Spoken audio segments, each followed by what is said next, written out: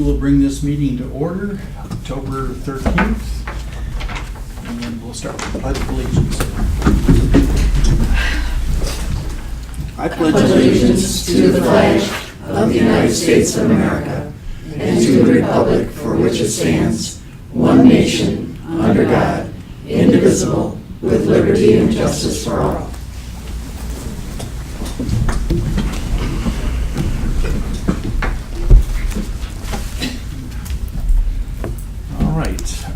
Next item is a roll call, please. Mr. Hinckley. Here. Ms. McGuire. Here. Mr. Gajewski. Here. Mr. Pinkowski. Here. Ms. Carrasco here. Mr. Weed. Here. Mr. Byer. Here. Okay, thank you. Agenda additions. Do we have anything anyone wishes to add to our agenda as presented here? Hearing none. We'll move on to public comment. And do you have any cards, Mr. Strasser? I do not. Okay. All right. For the benefit of the audience, again, we have two public comments. The second one at the end of the meeting does not require any cards at all. Just whatever you wish to talk about or question or anything like that is fine. That will be at the end. You will have 4 minutes to speak. Okay, consent agenda, approval of minutes. Anybody have any question or concern about the minutes as presented to us? Okay. Financial report, we have a 3-week gap here since our last meeting. So payment of bills to the tune of $138,471.42. Anybody have anything in the bills that they wish to question? Okay. Third part of the consent agenda is some informational items, and Bob has, I believe, 2 of them. Is there anybody qualifying statement submission and police department firearms auction update? Any questions to Bob regarding those? And Ann has one.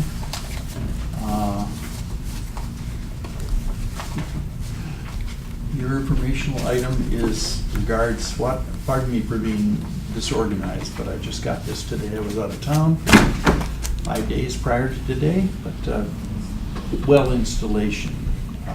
Any questions regarding the monitoring of the well? I believe that's at the Ken Ratliff Park. Is that right? Yes. No questions. Okay. Then I am looking for a motion to accept the consent agenda as presented. So moved. Support. Okay, moved by Ms. Carrasco with support from Ms. McGuire that we do accept the consent agenda as presented.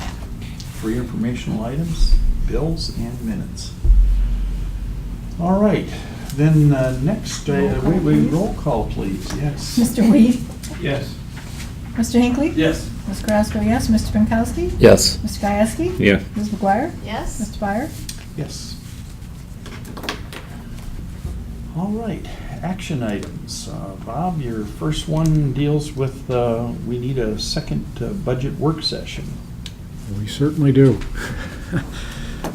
We concluded our first one recently, but I think as probably everybody's aware who's in attendance anyway, we did not get through the agenda due to board member availability and time constraints. We also wound up having a few folks unable to attend for various circumstances. So the meeting was cut short with the intent of considering a second budget work session being scheduled in the very near future. So as much as everybody might be excited by the prospect, we get another chance to talk about budgets.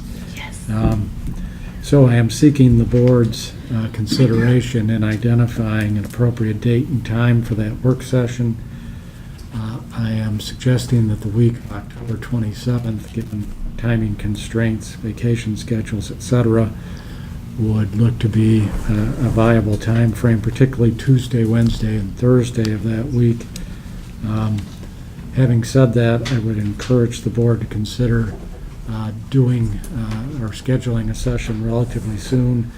We may have a need for additional sessions. We would then need to finalize the budget document, then schedule a public hearing, et cetera. So moving the process forward expeditiously would appear to be advisable.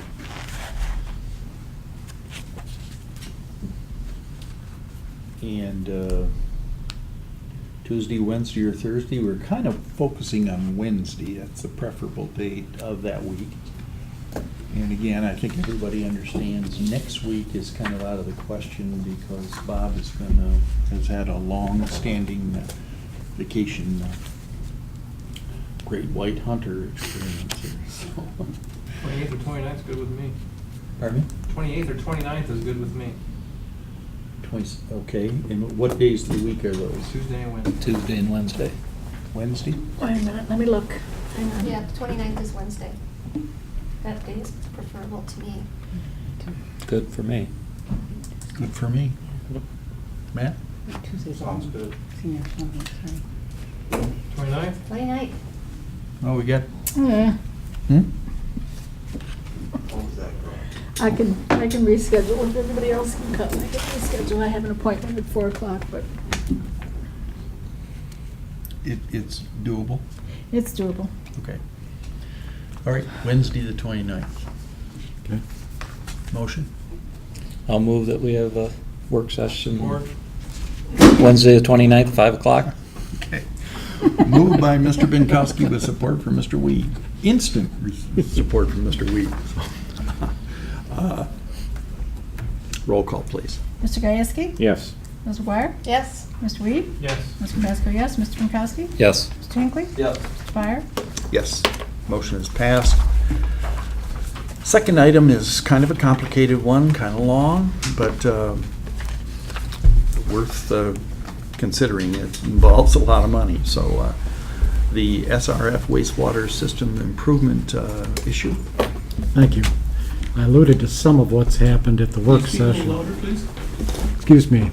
I alluded to some of what's happened at the work session the other day, but wanted to give the board a kind of a full update on recent developments. When I initially put this report together, I was effectively operating with the assumption we were going to launch our wastewater improvements this evening. The financial advisor was going to attend, provide an overview of the SRF process.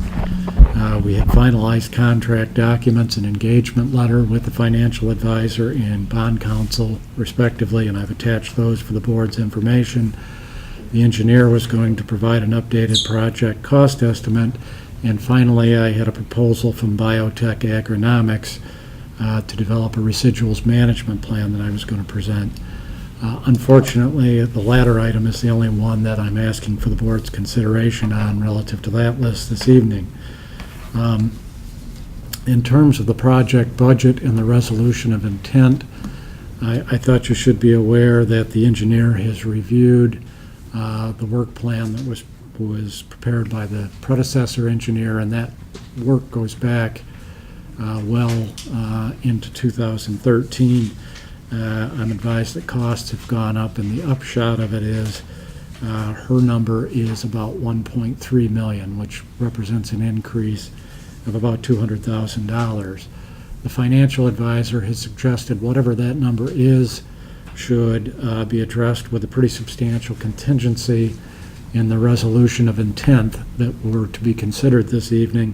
That would get us near a figure of $1.5 million, and we would not be committing to spend that, but the idea is we don't want to undershoot. We'll be talking about that more in the future, given the fact that the resolution's been set aside. I also wanted you to know there was a meeting in Bay City recently involving our engineer, myself, and DEQ staff. We reviewed design plans. I should say they did. I observed for the most part. But the feedback from DEQ was pretty positive. The engineer has done a substantial portion of the design work already, and they're operating under the assumption that they should move forward and complete design pursuant to their contract. The premise is that we're going to need to construct these improvements at some point, so the design should be completed, especially given the favorable feedback, at least preliminarily, we got from DEQ. The most substantial or significant event recently was the notice we received from our SRF project manager that the township has fallen outside the quote fundable range for the second quarter of next year. What's happened is several higher priority projects went over budget, pushed the ones towards the lower end of the list off, and she indicated that actually 6 of the 7 projects she has are in the same position as Oscoda Township. That assumption was subsequently confirmed with the final list I received on Thursday that's in the board packet, and we are in fact the first community outside that fundable range. We're at the top of the contingency list. So she had suggested that we consider being moved to fourth quarter, making that request, because a lot of times projects fall out, and that would potentially free up money. That does pose potential conflict with our completion date and the work plan of October 2015. So I expect to be talking with the engineer, financial advisor, and in all probability the regulatory folks, permitting folks at DEQ to determine how we might be able to make that fourth quarter work if in fact we move in that direction. And again, there's no guarantee, but it's being strongly suggested by both the SRF project manager and our financial advisor that we do that. So that's one of the items that I would ask the board to consider this evening. In terms of the proposal from Biotech Agronomics, we are in need of updating our residuals management plan, which is basically the plan that governs how the sludge in the facility will be disposed of. We've got a plan for the McNichol Street facility, which is obviously out of date. We had originally talked about maybe removing sludge this year. Given recent events and the need to develop that plan, the idea now is to get the plan in place, try and work with the Oscoda-Wurtsmith Airport Authority to utilize property adjacent to the lagoon site for disposal and build that into whatever solicitation document we have for our overall project, hopefully in keeping with a $125,000 budget. So based on that premise, I asked for a proposal from Biotech Agronomics. They've given me one which is attached to my report. Seemed a reasonable thing to do given the fact that they'd just done the analytical testing and the sludge judge. I should note it was not solicited on a competitive basis. You might recall the engineer solicited proposals for the sludge judge, and this is the responding company. So when originally I'd asked for the proposal, I was under the impression it was going to be all engines forward. So we have a little bit more time. If there was interest in soliciting competitive proposals, I'm not suggesting we do that, but I want to make it clear that we do have the time, I think, whereas maybe before we were more pressed in that regard. So having said all that, and again, the idea is to work with the airport authority to develop an agreement for placement of the, on a land application basis, placement of the waste material adjacent to the facility, the treatment facility, which will reduce costs significantly since we don't have to transport. So the proposal would involve updating the residuals management plan and also helping us facilitate an agreement with the airport authority. So the two action items here actually that are under consideration would be authority to execute a contract agreement with Biotech Agronomics, similar to the one we did when the sludge judge proposal was accepted, and also authorization to request that our project be moved from second quarter to fourth quarter now that we know it's not in the fundable list, and that would hopefully be with the idea of the regulators giving us some flexibility on the completion deadline. Without a doubt, I'll be reporting back more on that in the future. Well, questions at all? Almost a 2-page narrative here, and so there's a lot to bite into, I guess, but Bob, have we ever gotten the sludge out of there before? No, not out of this facility. No. And we've been using that facility since, what, 2003? 3. Have we ever land applied any sludge from the previous facility either, or no? We did. We did? When they cleaned that out to repair it way back, I'm gonna say 97, 98-ish, all of the sludge was applied out there by the runway Okay. back then. And there was no issues with that before for that I time? believe so. I think it was just watching everything that they normally watch, the heavy metals That and type all of that. They thing? just tested it. I don't think there was a problem. And so what do? They just lay it down and then it just dries out and? I believe at the time, there was actually an applicator, it was a tank, and it was actually applied underground. It had, what do I want to say, a plow essentially, and it was applied into the ground, and the ground covered up over it, so it wasn't on the Just like, surface, yeah. it was below the surface. They would plant some kind of crop on the property to uptake the nutrients, and that's part of the discussion we'd have to have with the airport authority about what's most appropriate in terms of limiting wildlife interference with the airstrip, et cetera. Other questions? Other concerns? Other opinions?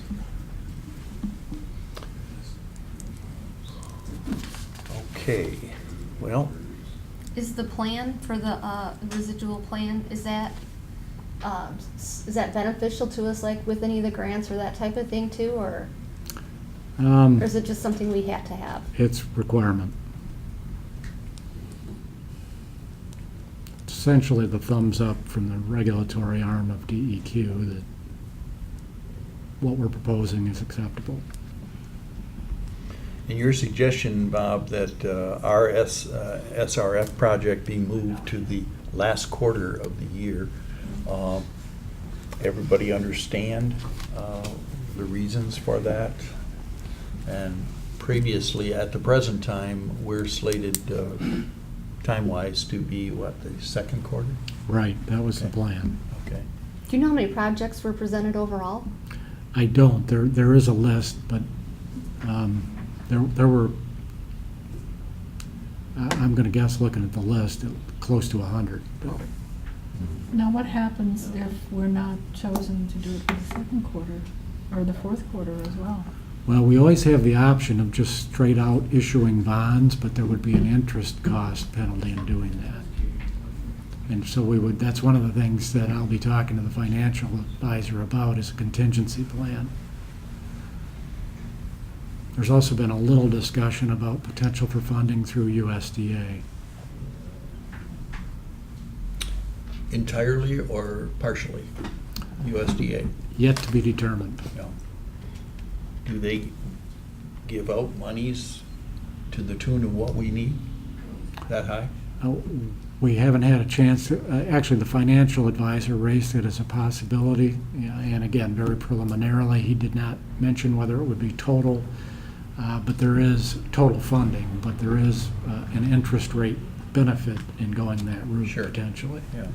So could we actually go to more than one place for funding and pool the funds that way, or are we limited to just going to one place?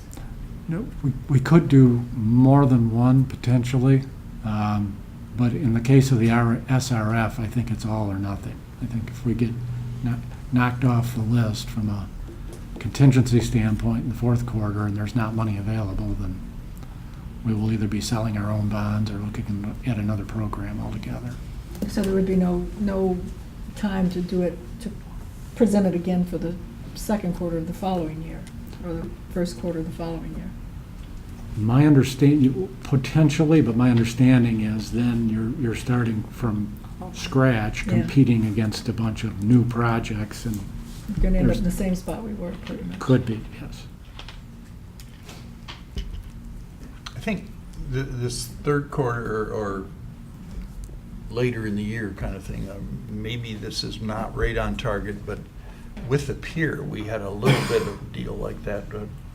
Ian, help me out here. The Matt Smar is the Great Lakes Coastline The coastal management. Coastal land administrator management. that we dealt with. And they had given us $50,000 early in the year, or maybe even the year before, but as we got toward the end of that year, there was money left over, and they doubled the 50,000.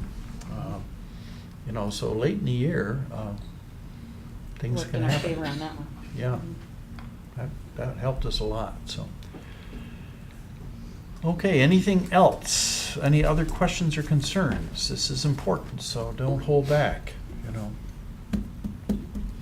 All right then, not hearing any further discussion, we need two motions. The first one is to execute a contract with Biotech Agronomics for the scope of work set forth in the attached proposal.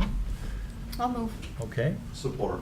moved by Ms. McGuire with support from Mr. Hinckley, that we do execute a contract agreement with Biotech Agronomics. Further discussion at all? Roll call, please. Ms. Carrasco, yes. Mr. Pankowski? Yes. Ms. McGuire? Yes. Mr. Weed? Yes. Mr. Hinckley? Yes. Mr. Kayasky? Yes. Mr. Dwyer? Yes, motion passed. And our second motion here is this business of moving to the fourth quarter from the second quarter. We need board approval on that, so, So moved. okay. Support. And the motion was by Ms. Carrasco with support from Mr. Binkowski that we do request that the Oscoda Township SRF project be moved to the fourth quarter.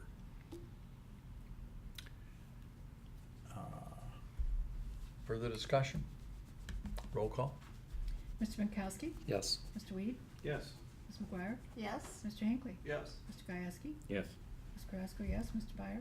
Yes.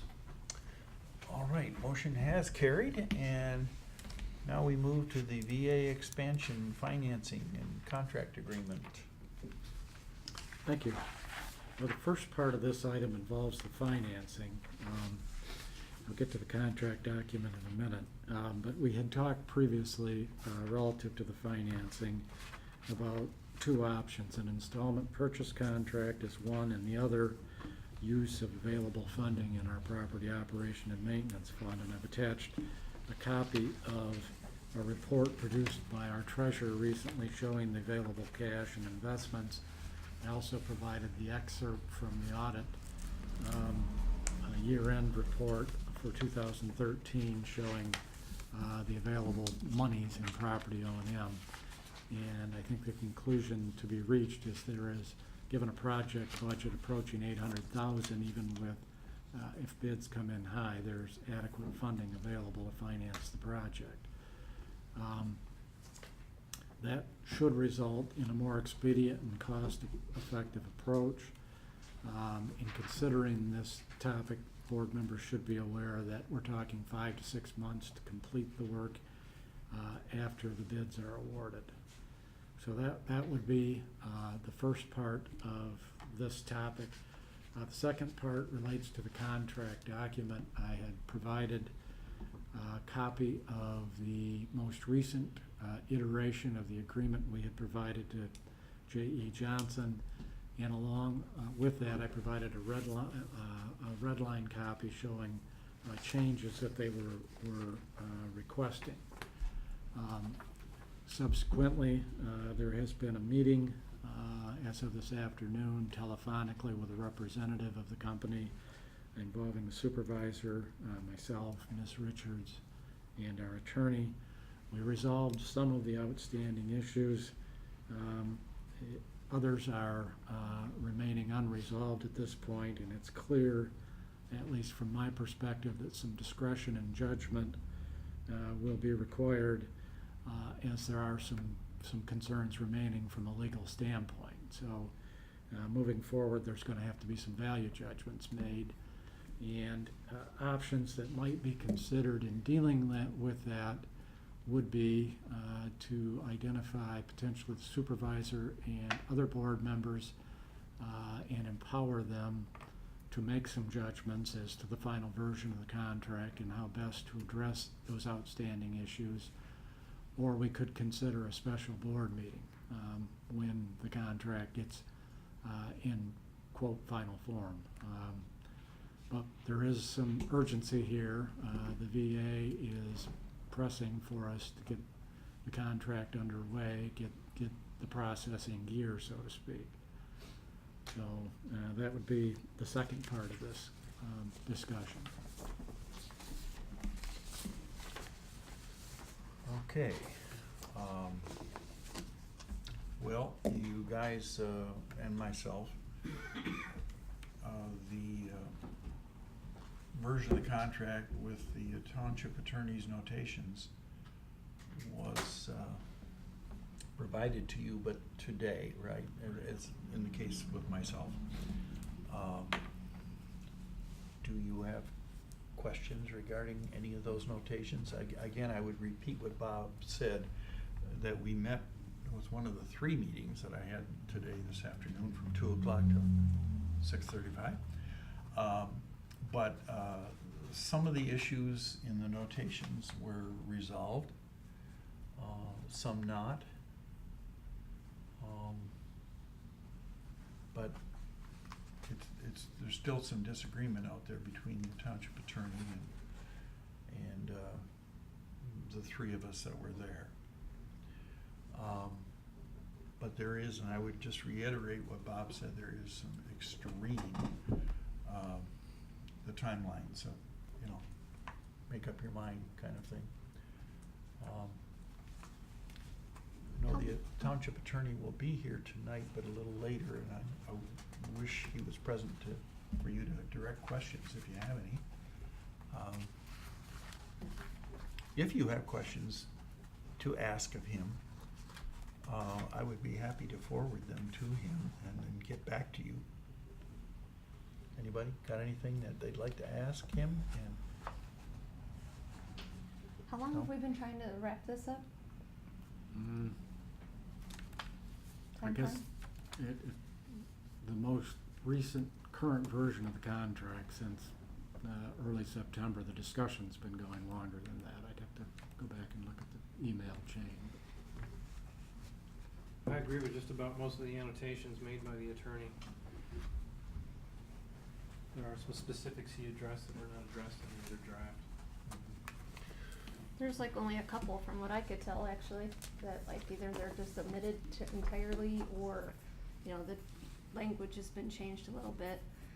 But I think that we should move forward and let Bob and maybe a couple other people have the discretion to do it. We have not always, we ask for his advice, but we don't always follow it. Sometimes we have to take a little bit of a risk to accomplish the goals that we're trying to do. So. And I would add, you're sick of hearing this, but some of the notations, we found that it was just a misunderstanding between the gentleman we talked with today, J.E. Johnson, representative, right? Just kind of a misunderstanding.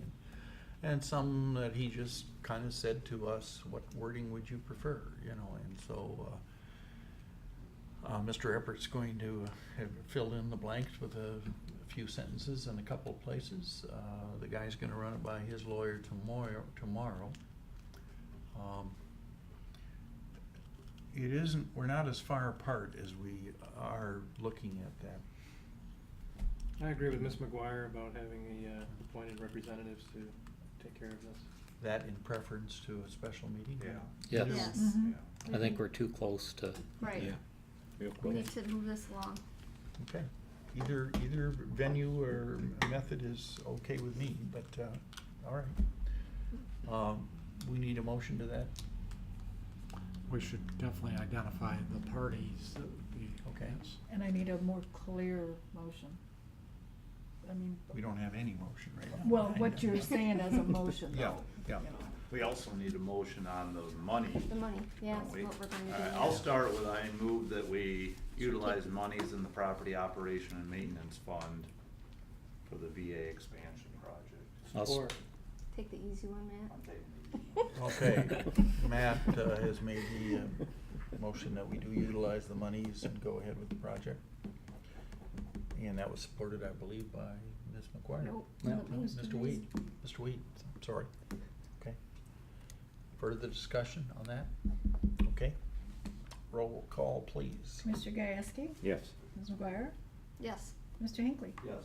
Mr. Weed? Yes. Ms. Carrasco, yes. Mr. Pinkowski? Yes. Mr. Byer? Yes. Motion carried. Now, I volunteer to be one of those representatives. okay. Me too. All right, and myself, that's 3, is that legal? Yep. So it's 3.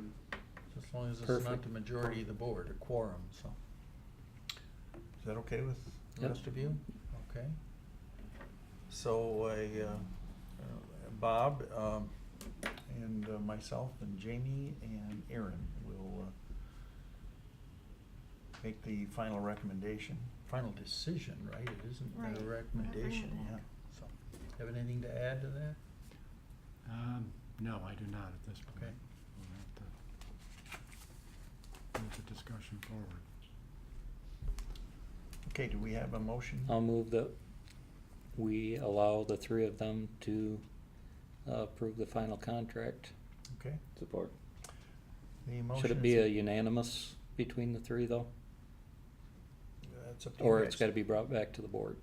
Okay, should be unanimous among the 3 or brought back to the board via a special meeting. Correct. It's gotta be, we can't wait 2 weeks. So- Yep. Right. Okay. I'm okay with that. Roll call when ready. Okay, just a minute. Yep, no problem. Who's the second? Mr. Gieske? No, thank you. Mr. Weed? Yes. Mr. Gieske? Yes. Ms. McGuire?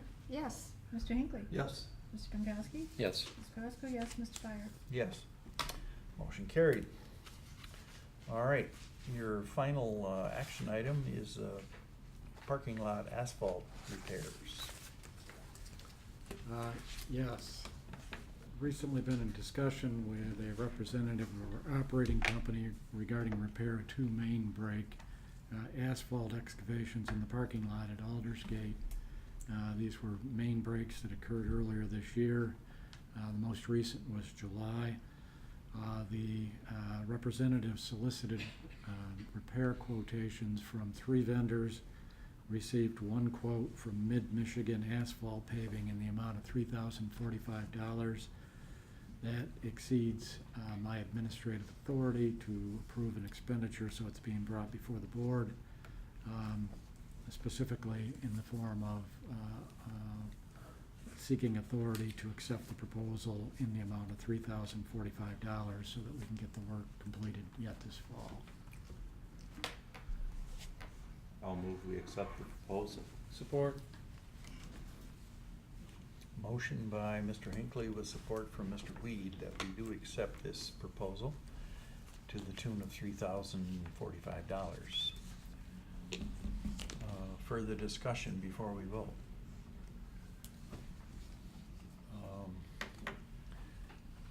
I'm confused why we've talked earlier.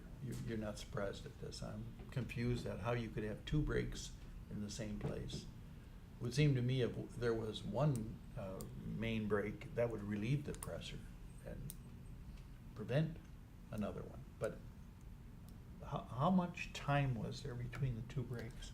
I'm not certain. I believe they both occurred this year. So any time in 12 months? Yeah, I really would not want to speculate as to the proximity. All I'm certain of and advised of is the most recent one was in July, but if one broke and they repaired it, then the pressure would be restored to where it was. Yeah, right. Yeah.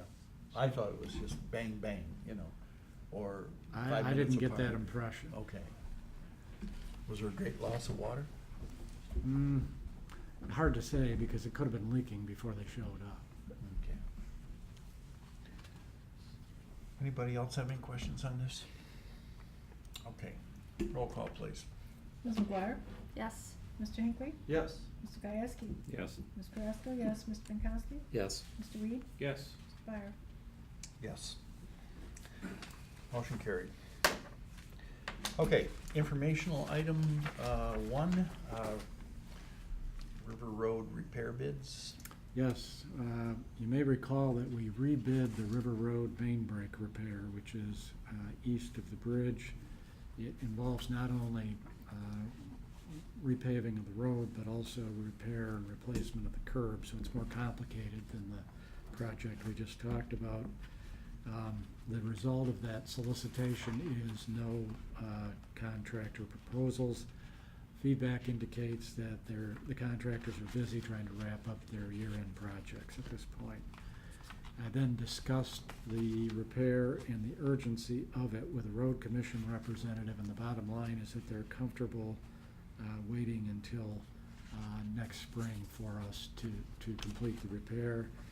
It's due in part to the fact that apparently there's some continuing settling activity there. They have to keep adding patching material as it settles, and the thought is that additional time may be helpful in allowing the area to stabilize.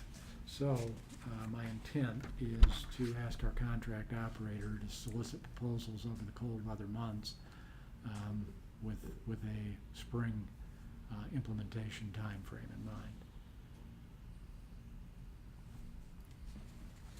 Okay. Picking on Matt, because he's got to drive over this, not twice a day, but I was thinking unless you're in about the, that. unless you're It in the can't be wrong any lane. worse than it was last winter when it was gravel. I mean, Yeah. in reality, it's going to be pavement, so I wouldn't think it would be that bad. Okay. I'm sure if it were to develop a hole, they would try to throw something in it. But it was fairly noticeable last winter. Yeah, it was noticeable. It was, yes. How many sets of shocks did you have to buy? Okay, all right. So, informational item, thank you. And next, we have no ordinances or resolutions tonight. Of course, it's not the place they usually fall anyway, but next is Community Development Coordinator, Ann Richards. Just gonna plug my computer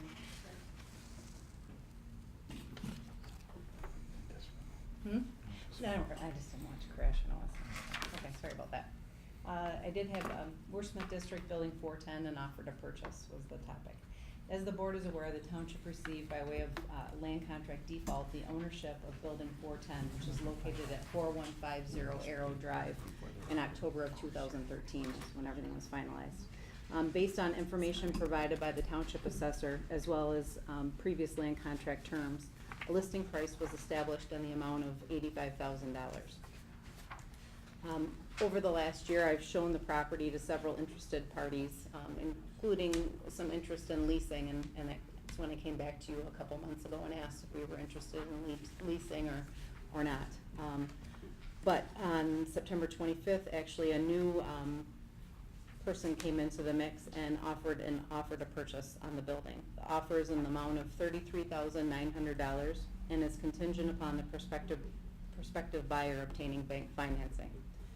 The buyer feels that there is an extensive repair and investment necessary to the property, and the offer reflects that perceived need. So again, similar to other offers in the past, you can either accept this offer to purchase as presented or further instruct me to negotiate with the buyer.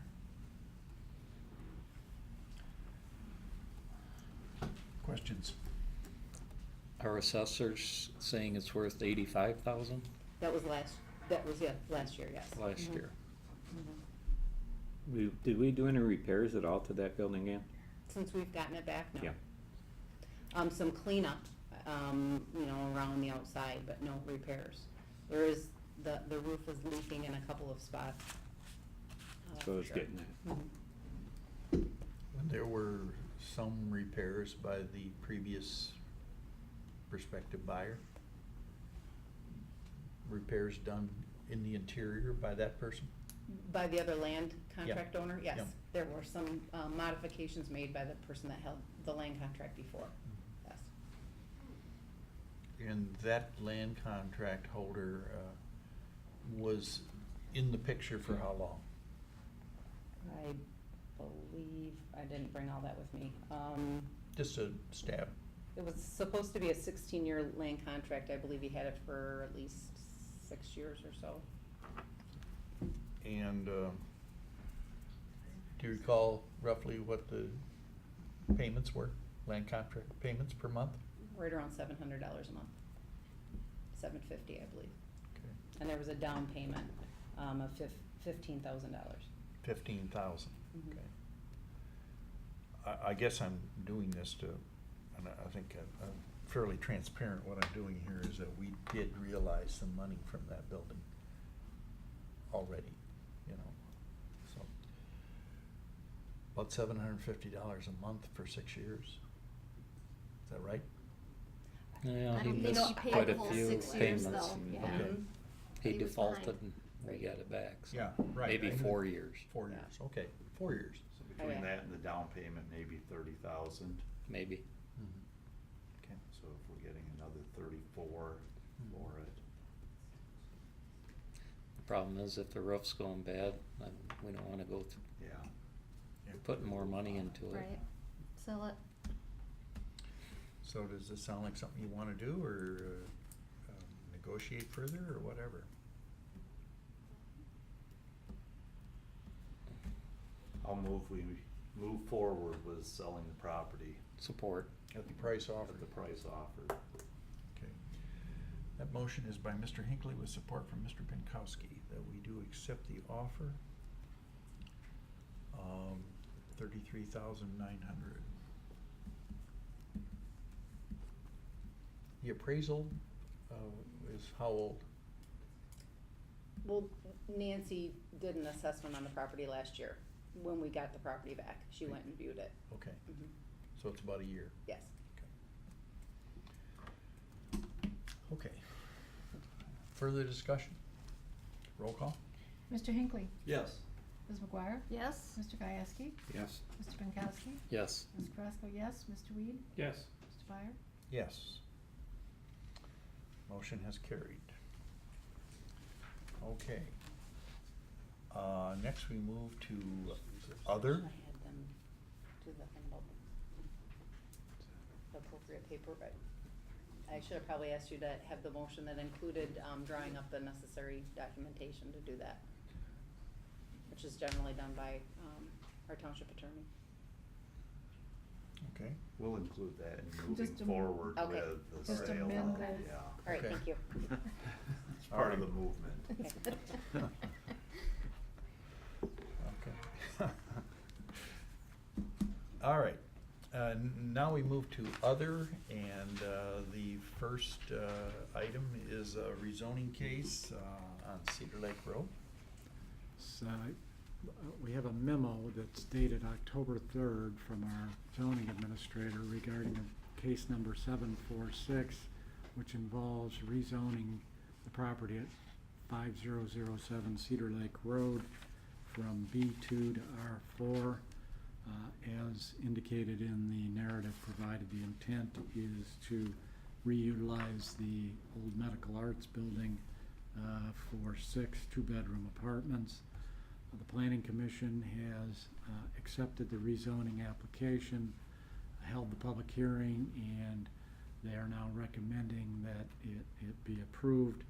The board has the options of approving the application as it's submitted, rejecting it potentially, referring it back to the Planning Commission for further review, or holding an additional public hearing if you feel like that is merited.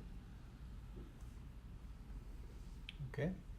Do we have any discussion, questions? Rick, do you have any comment? No, we did have some public show up for the meeting, things were discussed.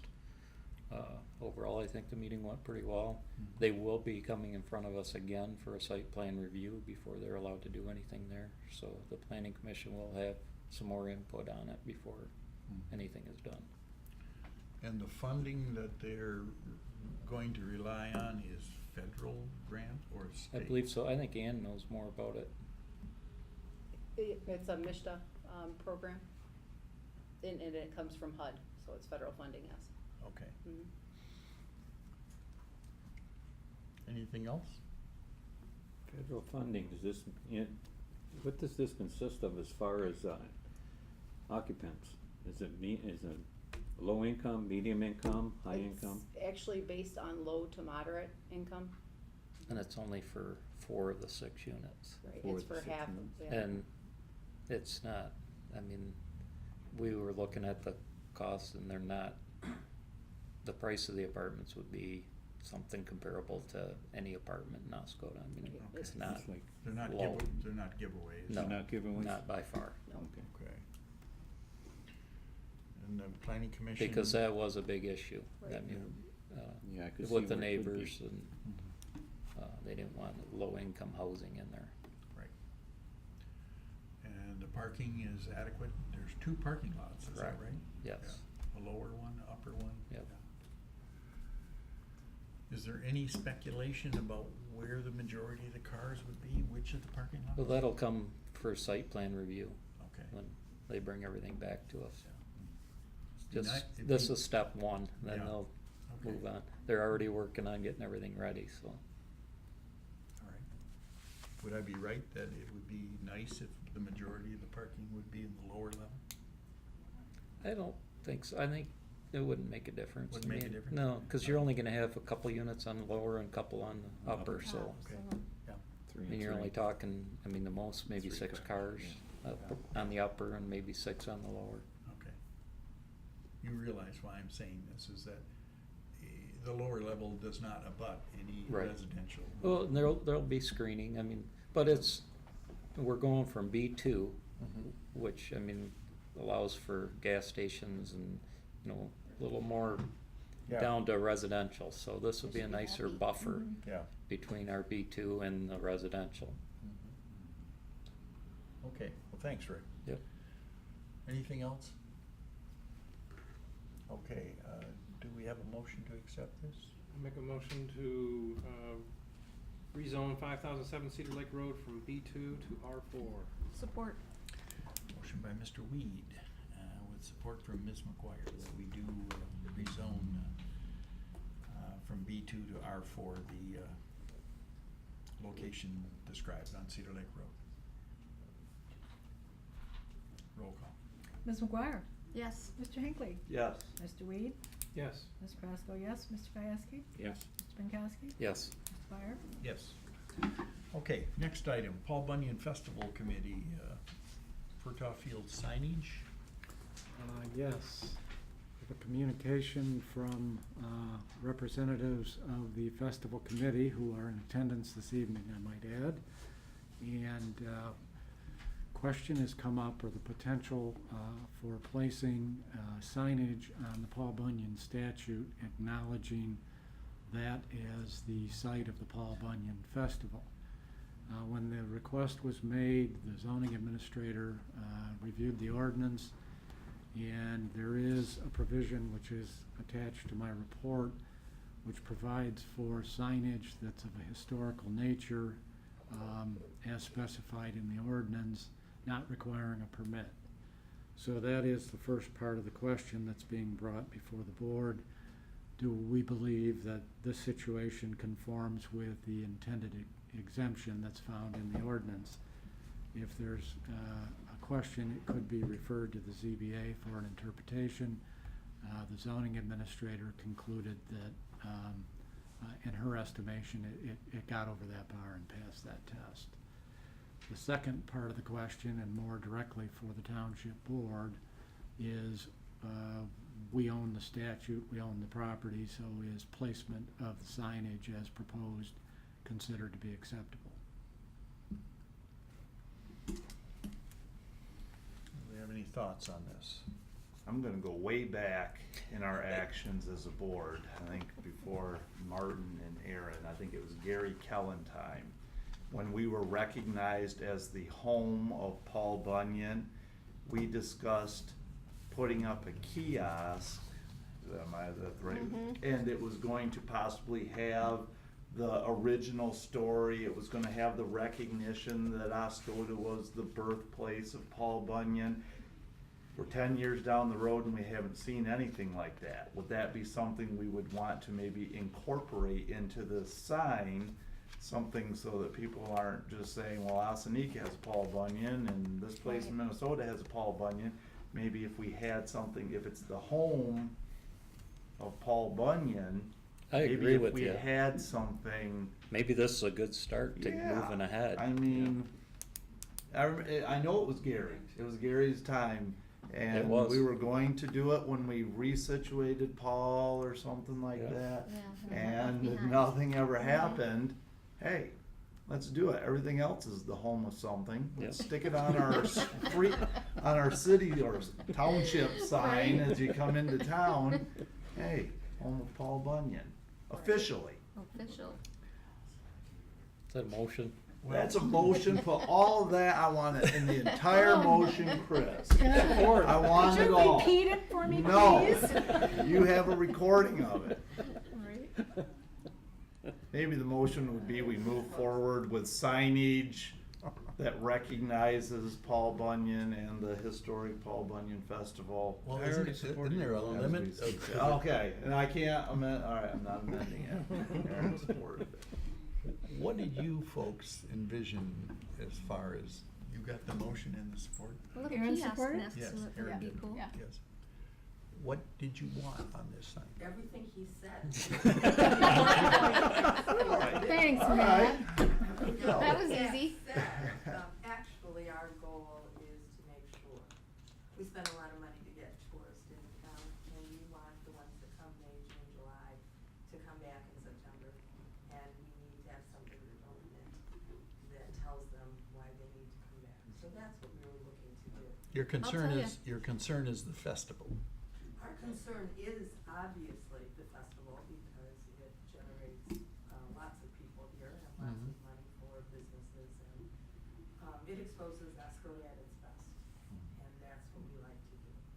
And everything went well at the festival this Oh, it year? was awesome. We had I heard. huge attendance, we had lots of out-of-towners and it was a great festival. And it's just the beginning every year. We've got a couple more things for next year. We already have in the works that our goal is to. Well, I think they want you to come up to the Yeah, microphone. go Please. Oh. Oh, that's one of those hand signals I was doing. He was We're speaking looking at him, Italian. he's like, yeah. You guys made it too soundproof. Yes, our goal was to actually advertise the festival to people that are already here. It was hugely successful, lots of out-of-towners. A warm and fuzzy for the community. We'd like to see it a signature event. It is something, as you say, we can build on.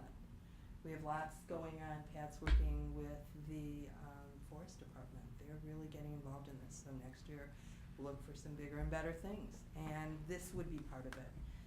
Having something there that reminds us who we are, what we do here on that location. And bear in mind, this is a festival request. We're going to be meeting with the chamber board also to put the ball in motion on that end. Somebody has to pay for it.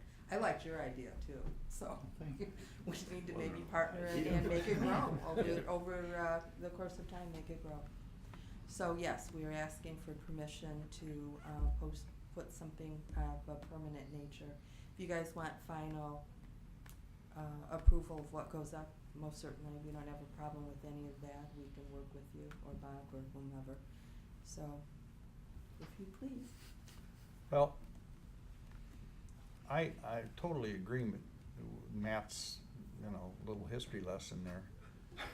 I mean, it was true, but there's a little bit of background to why it didn't happen. About that time, the state of Michigan, as the whole country, experienced tremendous economic problems. And that's one of the first things the state of Michigan cut are those history signs that was, I think, beautiful metal green history signs. And that's kind of, as a former history teacher, that's kind of what I had talked with Gary about and stuff.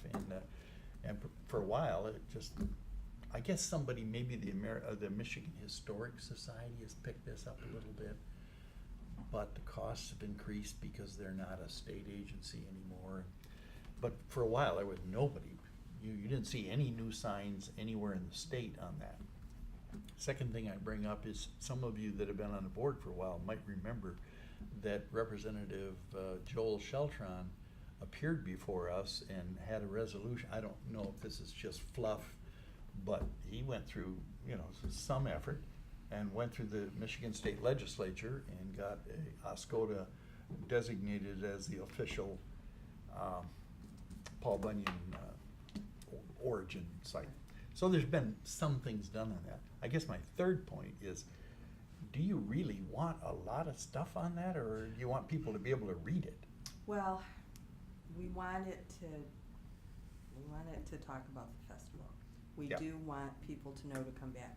It's the ordinance that only allows us to put a banner up 14 days before an event that really is effective in terms of marketing an event.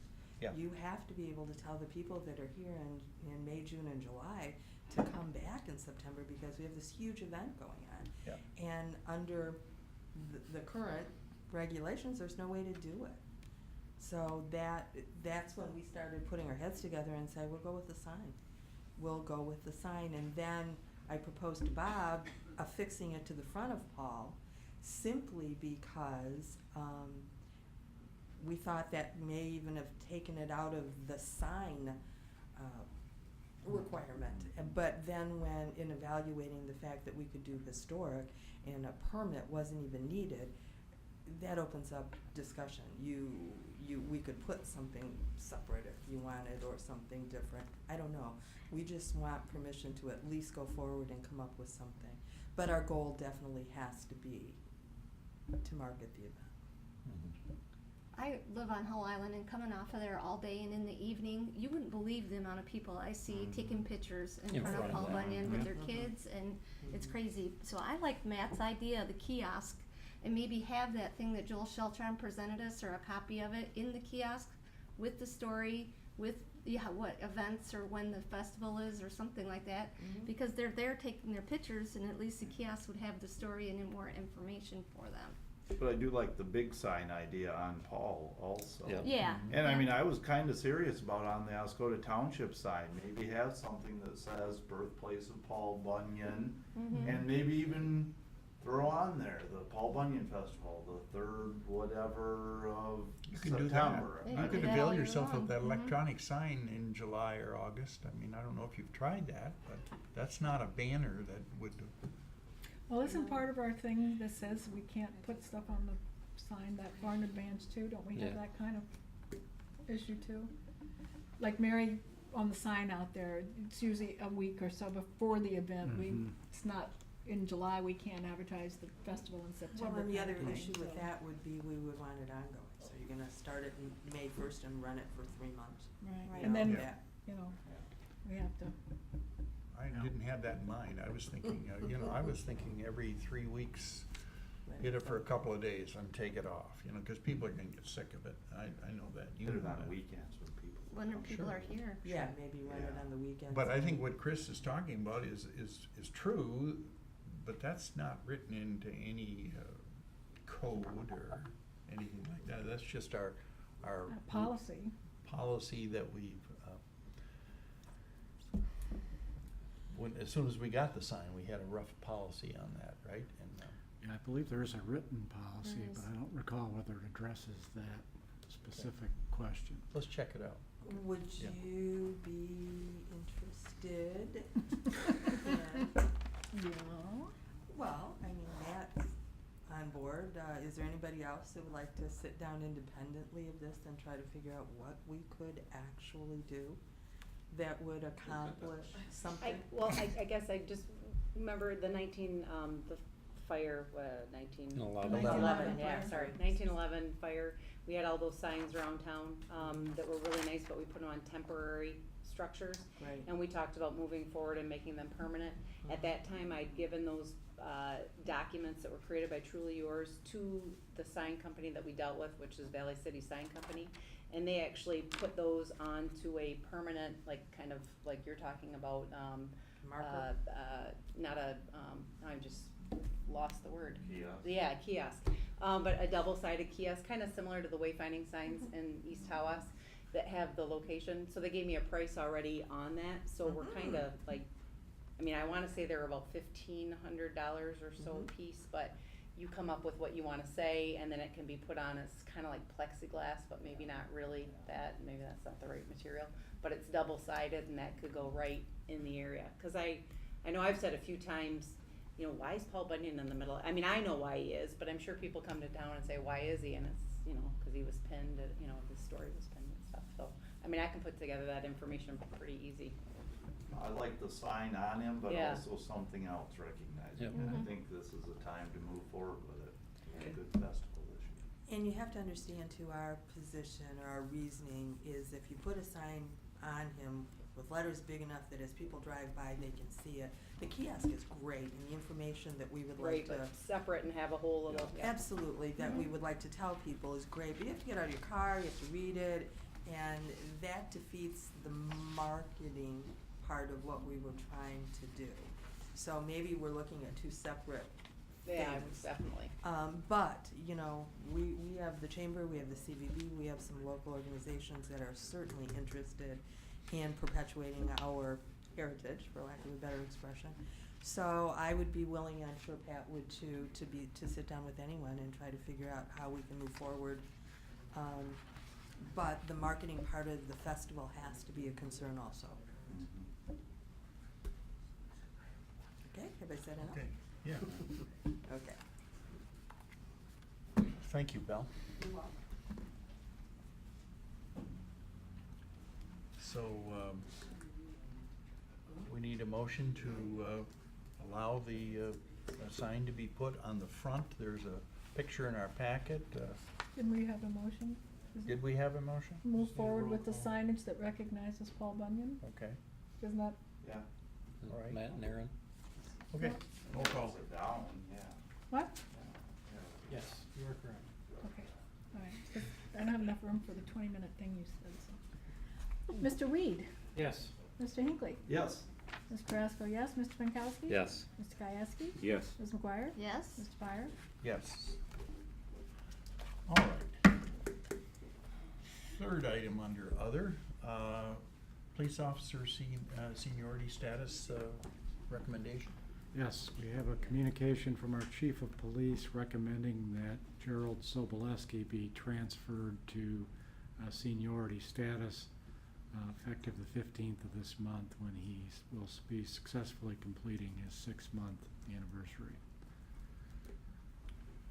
Okay. Well, I'll make the motion, we accept the recommendation. okay. Support. Motion by Ms. McGuire with support from Mr. Hinckley, I believe, that we do accept the chief of police's recommendation regarding seniority for Officer Soboleski. Roll call, please. Mr. Gieske? Yes. Ms. McGuire? Yes. Mr. Weed? Yes. Ms. Carrasco, yes. Mr. Pankowski? Yes. Mr. Hinckley? Yes. Mr. Byer? Yes. Motion carried. Fourth item under other, Oscoda Ensemble Chamber of Commerce Community Profile publication. As has been the case for many years, we are being asked to consider sponsoring the back page ad in the community profile. We've been provided with a copy of the actual ad that was utilized, so that's question one. Is that acceptable or should we consider changing it? And assuming we wish to renew, the cost is $2,495.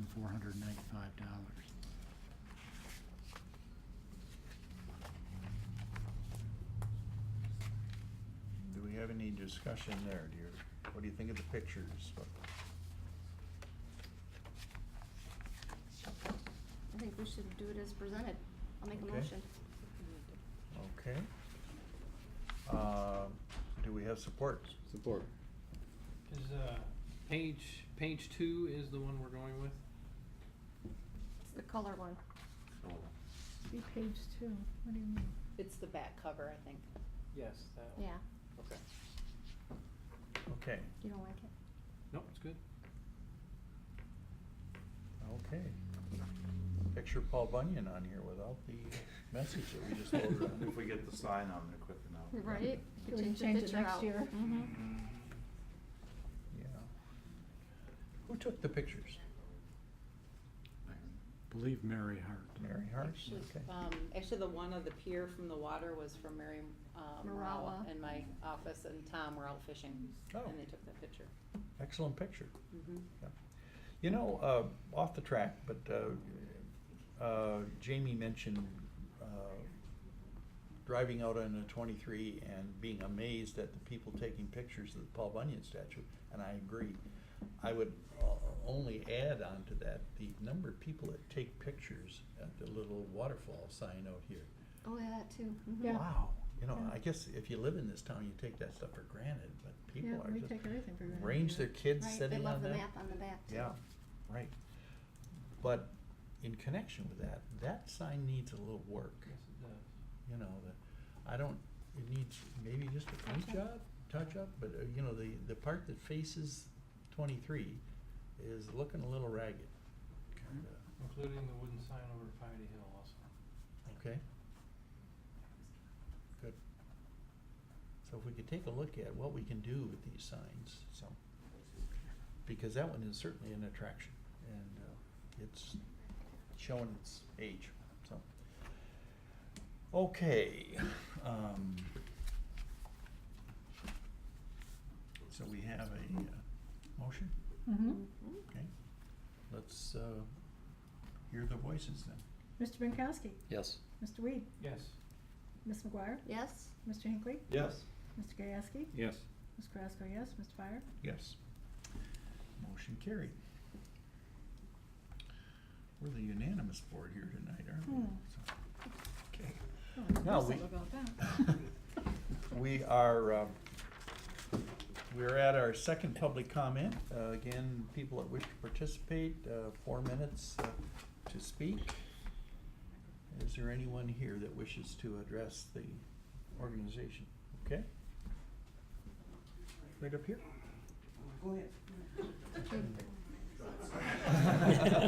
Do a little dance here.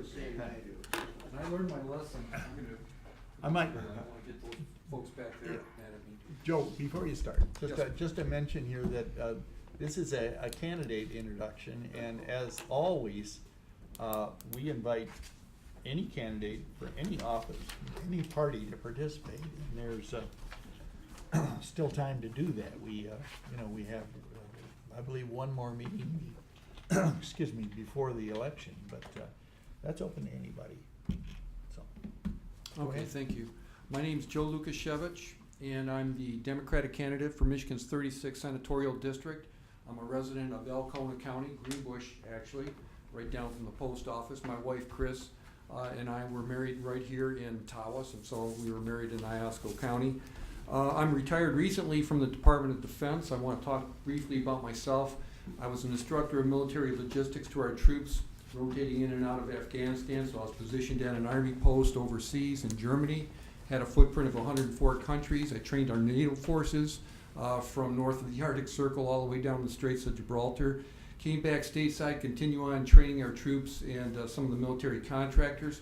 So I'm very familiar with what's going on here at the old base with regard to military contracts and supporting aircraft. I trained a lot of the world's largest military contractors supporting governmental weapon systems. I also worked with U.S. Fish and Wildlife Service and NOAA for a while. I also worked with Natural Resources Conservation Conservation Service, USDA's NRCS, as a conservationist across Michigan. I'm currently a associate director at the Alcona Conservation District. In fact, I worked with Andy Beebe, the regional forester here, on this emerald ash borer mitigation situation going on here at the Riverside Park, and as well as up at Black River too in Alcona Township in Alcona County. I'm committed in this race here. First off, I've never run for political office before, so make no mistake about it. I don't consider myself a politician. I consider myself a public servant, and that's what I would remain after being elected as your next state senator. I'm committed to bringing down or relieving the so-called pension tax or retirement tax that's been foisted upon our seniors here. We're a very senior population here in Northeast Michigan, as you well recognize. We've had an adverse impact placed on our communities and on our residents here because of that tax. I want to reduce that generational double-digit unemployment that's persistent throughout the entire 10-county region here. Actually, 9 out of the 10 counties. This region goes all the way down to Midland County, which has single-digit unemployment because of Dow Chemical. But 9 out of the 10 counties here have persistent generational double-digit unemployment. I have ways to deal with that. I want to fix our broken educational system, get it funded properly. And one way to do that is put a moratorium on charter schools and begin to defund for-profit cyber schools. There's $1 billion a year being siphoned away from our public schools. I want to shut that down, these for-profit institutions. We don't want a corporate takeover of the education of our children. There's $1 billion a year right there. I want to fix our roads and bridges and infrastructure without increasing taxes. We've got the 5th highest fuel tax in the nation. I don't want to be number 1 in that. So the way to do that is to dedicate 100% of the fuel tax that we're currently paying at the pump, which generates currently about $1 billion a year. I want that dedicated exclusively to roads, bridges, and infrastructure. And by infrastructure, I also mean high-speed internet, broadband throughout the region in these underserved areas.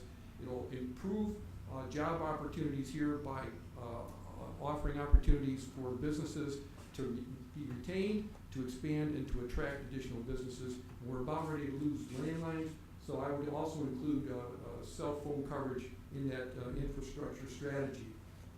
And I want to also make our government effective, efficient, and accountable to its citizens, something that it has not been. And I want to, from a more pertinent standpoint here in this township, I want to restore revenue sharing as it should have been years ago.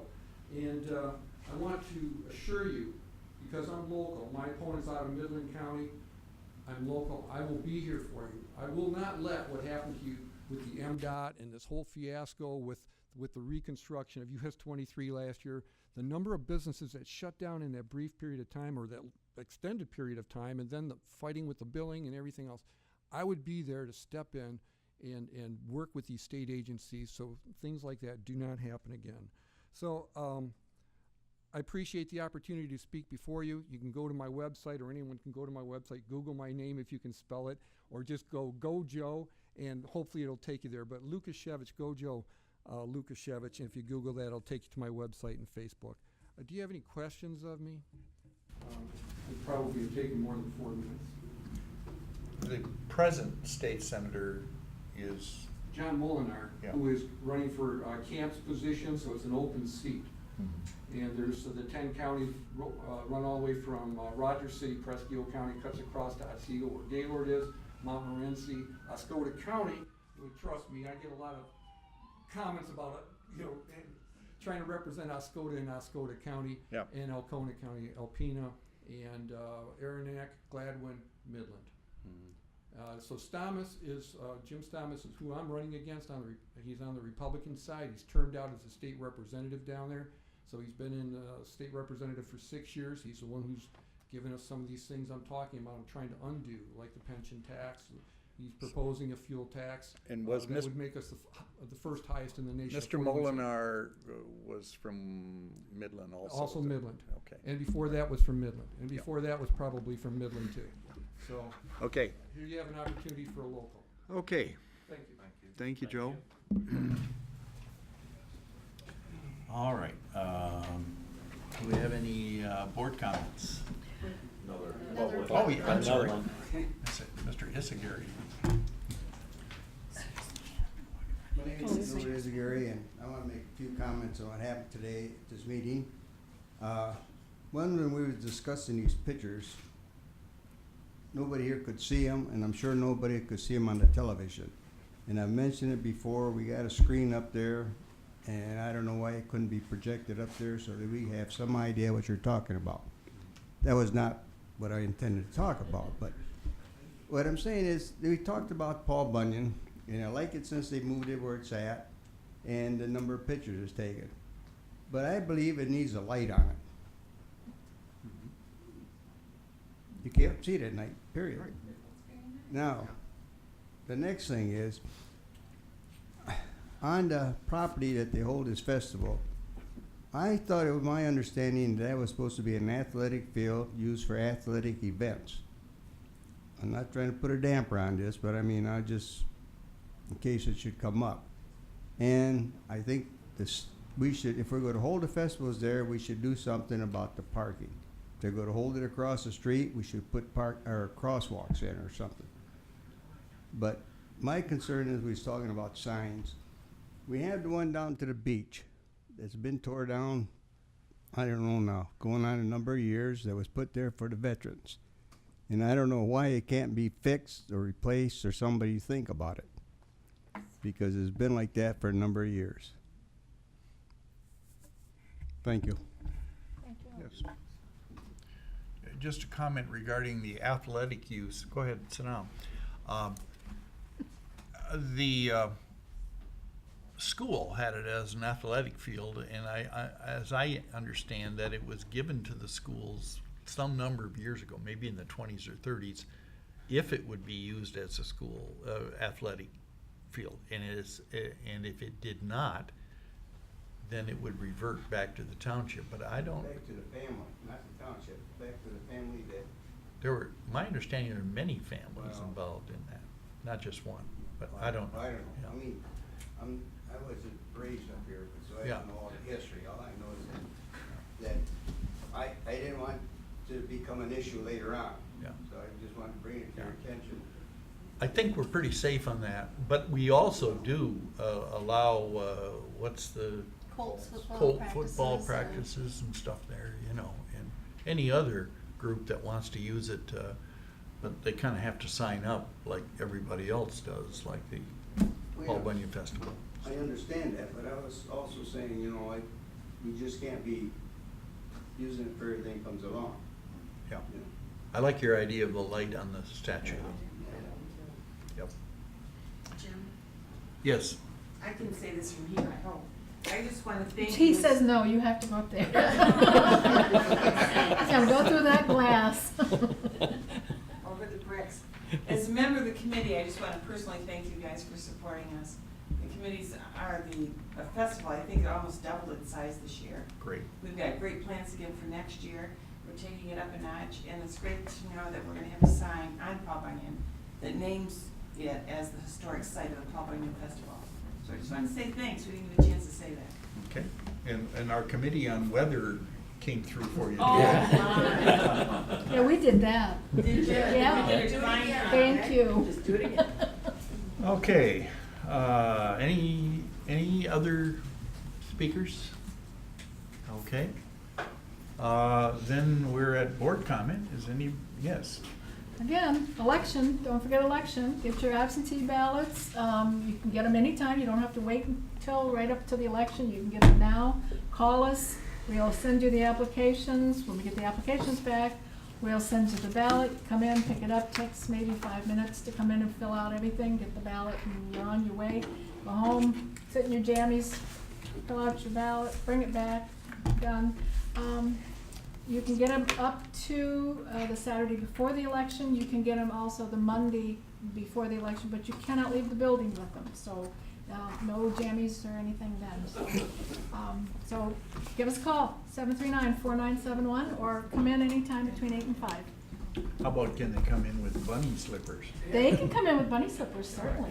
Just as long as they're not And elephant if you bring or your donkey dogs stickies. or your cats or something, they're also welcome. Okay. I Thank have you, Chris. something. Yes. I would like to make everyone aware that the board packets that we are looking at are now available publicly online on the Township website. So whatever we see here, you can see also on your own computers. They usually are available a Thursday or Friday prior to a board meeting. Okay. Good. If we had a tablet here, could we look it up? Is Yep. there- Yes. No, Signal's we not don't that have great, internet but- yet. From We don't whatever have signal you Wi-Fi in get. here. Gonna have You to have would- it downloaded. We have television broadcast and no Wi-Fi. Right. Yeah, eventually we will. You would have to download You it don't ahead want of to time. get televised. Download it to your, Whatever. like we, device. that's what we're doing, downloading it onto the laptop and then viewing And it bring from in, there. yeah. We're talking about All maybe that getting Mr. Wi-Fi, but yeah. Hasn't Yeah. joined the new age. Hey, I I said earlier, I'm an ex-history teacher. Put that together. Stone, chisel. I did have. We just got them to paper. I have something. Ann's got something. I just want to go over the community center is opening this week. So the community center has a grand opening basically all week long. The main open house is this Wednesday, October 15th. We're open from 8 a.m. to 9 p.m. We do have free admission all week long through Sunday. We do that because we understand that people are at work for the most part during the day on Wednesday. And then kids have a lot of activities going on, so we want to make sure that everybody has a few days to be able to get out there and check it out. So it is free admission all week long. We also on opening day, just on opening day itself, which is Wednesday, we have refreshments and giveaways all day that we're doing. And then in addition, we have a nonprofit group of people, actually a group of nonprofits coming in. There's about 30 tables that will be set up throughout the community center that will be talking about the different things that they offer in the community. They're also doing giveaways as well. That starts at 3 o'clock till 7 o'clock. We are also offering a $25 off seasonal memberships. So seasonal family or seasonal individual memberships are $25 off through the end of the month, which is October 31st. And if you sign up for a seasonal membership, we're also giving a free sport tote. That sport tote has our logo on it, and we're encouraging people to use that to carry their gym shoes in, because we do not allow street shoes in the facility. So that's something that we're pushing this year. But there's all the information is pretty much updated on the website for the community center, listing its hours of operation, rates in general. And you know, if you have any questions, call the community center at 739-2251.